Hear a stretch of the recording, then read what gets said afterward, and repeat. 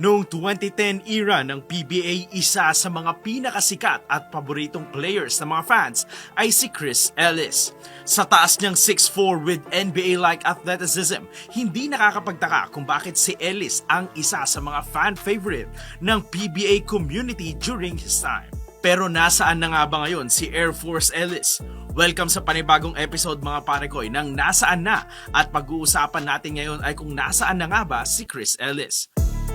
Noong 2012 PBA draft ay pinili ng Barangay Ginebra si Ellis bilang kanilang 6th overall pick. Mas pinili ng Barangay si Ellis kaysa kila former PBA champion at 3-point contest champion na si Chris Chu at 2018 Mr. Quality Minutes awardee na si Vic Manuel. Sa kanyang unang taon bilang parte ng Barangay Ginebra, ilan sa mga kasama niya sa koponan ay sina L.A. Tenorio, Japet Aguilar, J.J. Halterbrand, Mark Caguiwa, Mac Baracael, Kirby Raimundo at Josh Urbistondo.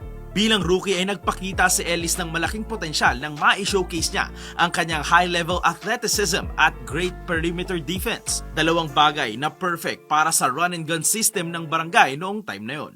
Sa kanyang rookie year ay nag-average si Ellis ng 8.1 points, 4.6 rebounds at 1.4 assists at naglaro ng total na 56 games. Sa Philippine Cup ng 2012-2013 season, nagtala ang Ginebra ng 7-7 record at nakaabot sa playoffs pero nabigo rin sa first round. At sa Commissioner's Cup, nakuha ng Ginebra ang 7th seed sa pangunguna ng import ng koponan na si Vernon Maclean. Nanaig sila Ellis at ang Ginebra kontra sa Rain or Shine Elasto Painters sa kabila ng kanilang twice to beat disadvantage ito sa quarterfinals. Sa semifinals naman, natalo rin nila ang Talk and Text tropang Texters 3-2 bago tuluyang nabigo sa finals sa kamay ng Alaska Aces 3-0.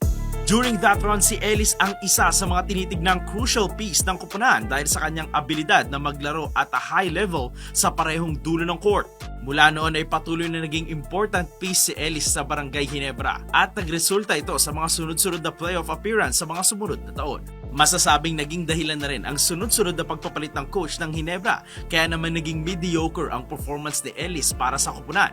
Pero dahil sa kanyang kasikatan ay nakapaglaro pa rin ito sa tatlong All-Star Games noong 2013, 2014 at 2017 kung saan nakita ng lahat ang kanyang mga jaw-dropping dunks. Noong 2013 All-Star Games, napili si Ellis sa Slam Dunk Competition kung saan tinalo niya sina Elmer Espiritu, Arwin Santos, Calvin Abueva at Cliff Hodge para makuha ang titulo. 2015 na maging parte si coach team ng Barangay Ginebra at sa Governor's Cup ng taon na yon ay nabali na ng Ginebra ang kanilang 8-year title drought salamat sa game-winning shot ni Justin Brownlee. Pero sadly, yun rin ang isa sa worst years ni Ellis statistically dahil bukod sa nakuha ni Brownlee ang karamihan sa mga playing time ni Ellis noong conference na yon ay 32 games na lamang ang nalaro niya sa buong season. Partly dito ay ang injury ni Ellis habang naging factor rin ang naging sistema ni coach team kaya naman bumaba ang productivity nito. August 2017 ay na-trade si Ellis kasama si Dave Marcelo papunta sa Blackwater Elite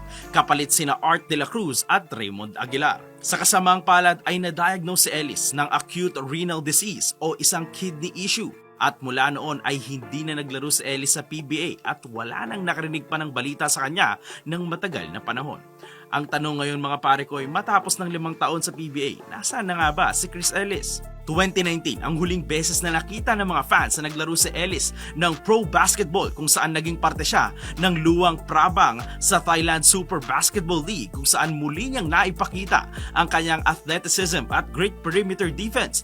At this time, naging parte rin ng kanyang arsenal ang pull-up mid-range jump shot. At noong 2021, isinabuhay ni Chris Ellis ang kanyang moniker na Air Force nang maging parte ito ng US Air Force. Si Ellis ang isa sa mga patunay na ang buhay ng mga profesional na atleta ay hindi natatapos sa loob ng anumang court o field na pinaglalaroan nila. At yan na nga ang kwento ni Chris Ellis mga parekoy. Anong paborito niyong Chris Ellis moment? Ako hindi ko makakalimutan nang makita akong dakdakan niya si Noy Baclao sa isang tune-up game bago pa man siya maglaro sa PBA. Kayo ba? Ikwento nyo na yan sa comment section at huwag nyo kalimutang mag-like at subscribe at i-share ang ating kwento. Muli ako si CD. Samahan nyo uli ako sa next episode ng Nasaan Na?